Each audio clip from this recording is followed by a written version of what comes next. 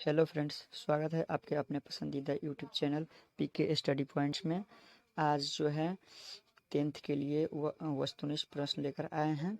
जो विद्यार्थी 2022 में 10th का एग्ज़ाम देने वाले हैं, यह वीडियो खासकर उन्हीं के लिए है। 10th में VVI क्वेश्चन ऑब्जेक्टिव जो है आज बताएंगे। तो चलिए 1 नंबर क्वेश्चन देखते हैं। श्रम विभाजन और जाति प्रथा के लेखक कौन हैं?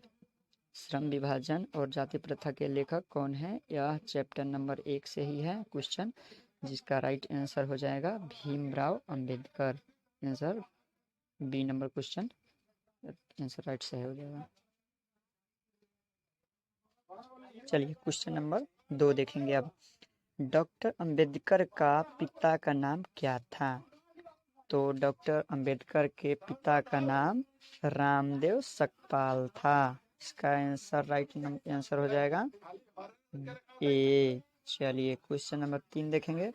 आधुनिक सभ्य समाज कार्यकुशलता के लिए किसे आवश्यक मानता है?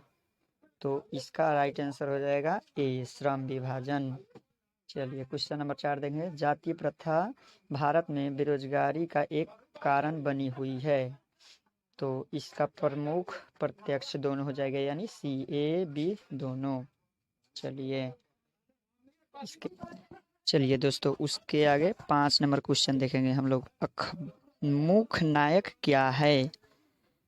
मुख्य नायक जो है क्या है? इसका राइट आंसर हो जाएगा बी, पत्रिका। इसका राइट आंसर बी हो जाएगा, पत्रिका। चलिए क्वेश्चन नंबर 6 देखेंगे। डॉक्टर भीमराव अंबेडकर की मृत्यु कब और कहाँ हुई? डॉक्टर भीमराव अंबेडकर की मृत्यु जो है 1956 दिल्ली में हुई थी। चलिए उसके आगे 7 नंबर क्वेश्चन देखेंगे। डॉक्टर भीमराव अंबेडकर का जन्म कहाँ हुआ था? डॉक्टर भीमराव अंबेडकर का जन्म जो है 14 अप्रैल 1891 में हुआ था। चलिए 8 नंबर क्वेश्चन देखेंगे। अंबेडकर की दृष्टि में भाईचारे का वास्तविक रूप कैसा होता है? तो इसका जो आंसर राइट हो जाएगा बी, यानी दूध और पानी के मिश्रण की तरह। चलिए क्वेश्चन नंबर जो है 9 देखेंगे। भारतीय संविधान के निर्माण में महत्वपूर्ण भूमिका किसकी है? इसका राइट आंसर हो जाएगा भीमराव अंबेडकर, यानी ए सही हो जाएगा राइट आंसर इसका। चलिए सभ्य समाज की आवश्यकता है। सभ्य समाज का जो है आवश्यकता श्रम विभाजन को है। इसका राइट आंसर बी हो जाएगा। चलिए उसके आगे 11 नंबर क्वेश्चन देखेंगे। यह वीडियो अगर अच्छा लगे आप लोगों को तो चैनल को सब्सक्राइब कीजिए, लाइक कीजिए, अपने दोस्तों को शेयर कीजिए। 10th में लड़ने वाले पूरा VVI प्रश्न है आप लोगों के लिए। यह बहुत ही ज़रूरी क्वेश्चन है। तो चलिए 11 नंबर क्वेश्चन को देखेंगे। प्राथमिक शिक्षा प्राप्त करने के बाद अंबेडकर उच्चतर शिक्षा प्राप्त करने कहाँ गए? तो इसका राइट आंसर हो जाएगा 11 का सी, यानी न्यूयॉर्क। चलिए तो इसके आगे देखेंगे 12 नंबर क्वेश्चन। वीडियो को स्किप मत कीजिएगा, नहीं तो आप लोगों को समझ नहीं आएगा, पूरा वीडियो देखिएगा। चलिए 12 नंबर क्वेश्चन देखेंगे। अंबेडकर चिंतन व रचनात्मक के लिए प्रेरक व्यक्ति थे। तो इसका जो आंसर हो जाएगा डी, यानी इनमें से सभी। अंबेडकर का चिंतन रचनात्मक के लिए इनमें से तीनों व्यक्ति जो हैं प्रेरक थे। चलिए उसके आगे 13 नंबर क्वेश्चन देखेंगे। जाति पाति तोरक मंडल का भाषण लाहौर में कब हुआ? यह जो है बिल्कुल VVI क्वेश्चन है। इसका राइट आंसर हो जाएगा सी, यानी 1936। इसका राइट आंसर 1936 यानी सी हो जाएगा। चलिए 14 नंबर क्वेश्चन देखेंगे। श्रम विभाजन और जाति प्रथा क्या है?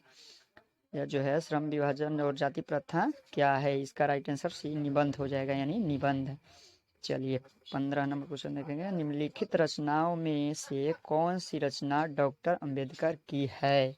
तो इसका राइट आंसर हो जाएगा डी, यानी इनमें से सभी। चलिए इसके आगे देखेंगे। आधुनिक सभ्य समाज श्रम विभाजन को आवश्यक क्यों मानता है?